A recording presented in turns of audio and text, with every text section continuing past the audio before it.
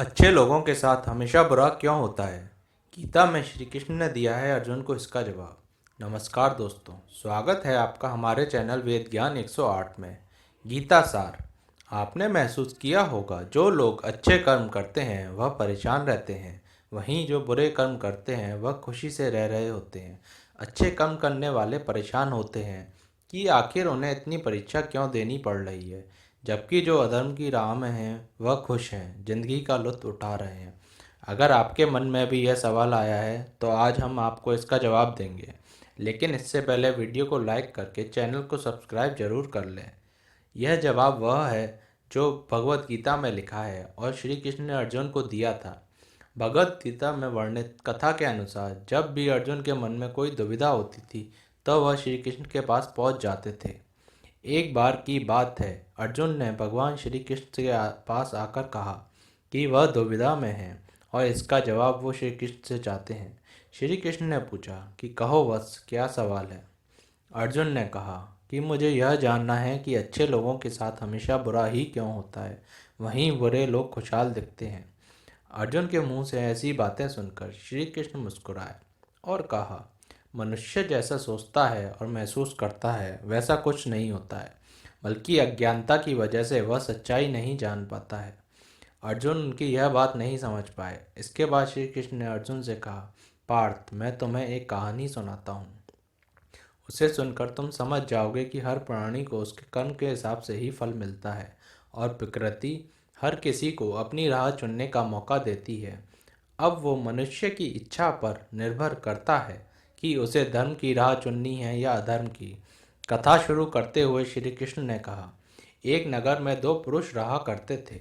उनमें से एक व्यापारी था जिसके जीवन में धर्म की बहुत महत्ता थी। वह पूजा पाठ में यकीन रखता था। वह हर रोज मंदिर जाता था और दान धर्म भी करता था और हर रोज भगवान की पूजा करता था।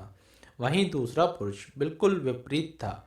वह हर रोज मंदिर में तो जाता था, लेकिन पूजा करने नहीं बल्कि मंदिर के बाहर से जूते चप्पल चुराने। उसे दान और धर्म से कोई लेना देना नहीं था। समय बीतता गया और एक दिन बहुत जोर की बारिश हो रही थी। इस वजह से मंदिर में पुजारी के अलावा कोई नहीं था। यह बात जब दूसरे पुरुष को पता चली तो उसने सोचा कि यह सही मौका है मंदिर का धन चुराने का। तब पंडित से नज़र बचाकर उसने मंदिर का सारा धन चुरा लिया।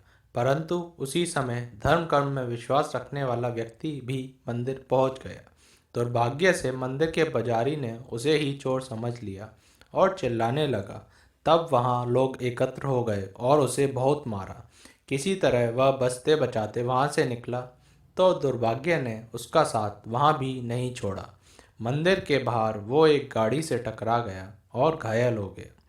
फिर वह व्यापारी लंगड़ाते हुए घर जाने लगा तो रास्ते में उसकी मुलाकात उस पुरुष से हुई जिसने मंदिर से धन चुराया था।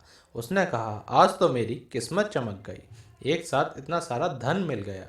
यह सब देखकर उस आदमी को बहुत बुरा लगा और उसने अपने घर से भगवान की सारी तस्वीरें निकाल दी। कुछ सालों बाद दोनों पुरुषों की मृत्यु हो गई। मरने के बाद जब दोनों यमराज की सभा में पहुंचे और भले पुरुष ने दूसरे व्यक्ति को देखा तो उसे बहुत गुस्सा आया। उसने क्रोधित होकर यमराज से पूछा, मैं तो हमेशा अच्छे कर्म करता था, दान में विश्वास रखता था, उसके बदले जीवन भर मुझे अपमान और दर्द ही मिला, और इस व्यक्ति को नोटों से भरी पोटली।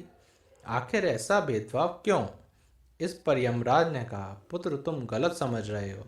जिस दिन तुम्हारी गाड़ी से टक्कर हुई थी वह दिन तुम्हारे जीवन का आखिरी दिन था, परंतु तुम्हारे अच्छे कर्मों की वजह से तुम्हारी मौत सिर्फ एक छोटी सी चोट में बदल गई। तुम इस व्यक्ति के बारे में जानना चाहते हो? दरअसल इसके भाग्य में राजयोग था, मगर इसके कुकर्म और अधर्म की वजह से वह सिर्फ एक छोटी सी धन की पोटली में बदल गया।